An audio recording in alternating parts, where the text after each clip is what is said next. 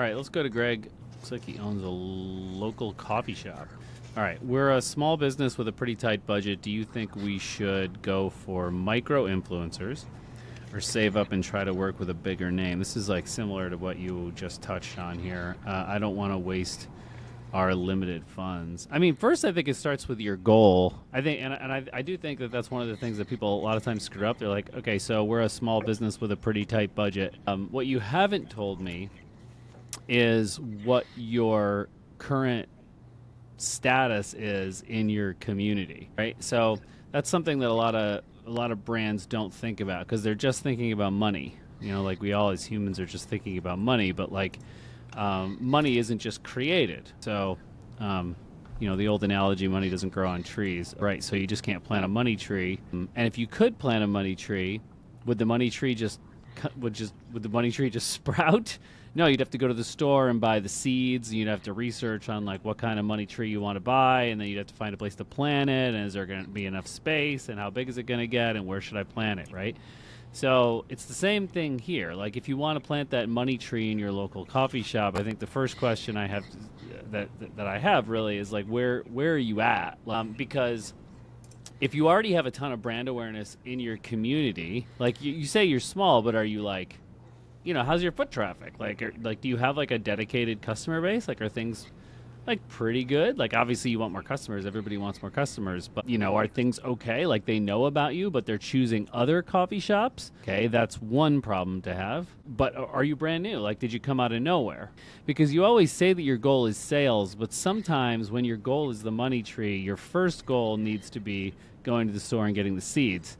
Just like when you're trying to like get sales into your business that is relatively unknown, your first goal should be some sort of brand awareness, which is like not a sexy term because it's like brand awareness doesn't make money, but like, I mean, we can go down that rabbit hole forever, right? Like, would Geico be making money hand over fist if they hadn't done their caveman commercials, which probably led nobody to sign up right away, but they stuck out and they, it's the whole point of a Super Bowl commercial, right? You saying that's not worthwhile? So that's where I would start. So if we just assume, and you can jump in on this, like if we just, I think you already answered it before when you were talking about Sarah's question, but if we just assume that he is like okay known, like kind of middle of the road, like some foot traffic, not enough, and not necessarily in the best position, but would like to get a little bit bigger, medium brand awareness in the community, been around for like 5 years, where would that, like how would you answer that question, which was go for micro influencers on the tight budget or try to work with a bigger name? I'm guessing you're going to say micro because the budget really connects to the influencer. Yeah, 100%. Yeah, the tough part about mid-tiers are awesome because they have tremendous influence.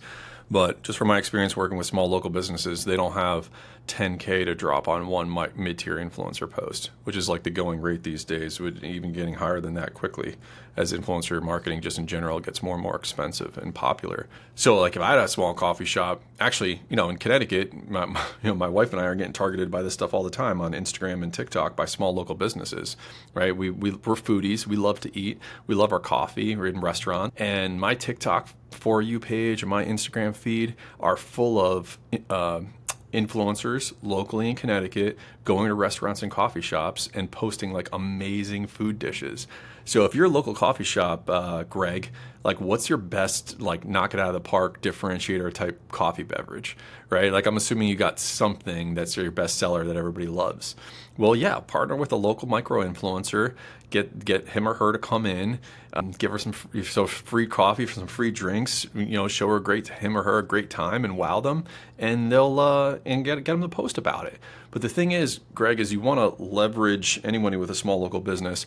Don't just stop there. Don't stop with the influencer having a good experience and posting about it to their followers. Then run that post in some ads as well, because the toughest part about influencer marketing is you can't control where the audience is. That even though that influencer lives in your local area, most of their followers are going to be outside of your potential service area. So you fix that by then running a targeted ad campaign. to your local area, right? You could do local Google ads, you could do Meta campaign, which I'd recommend, and use the influencer's post as your creative in that campaign.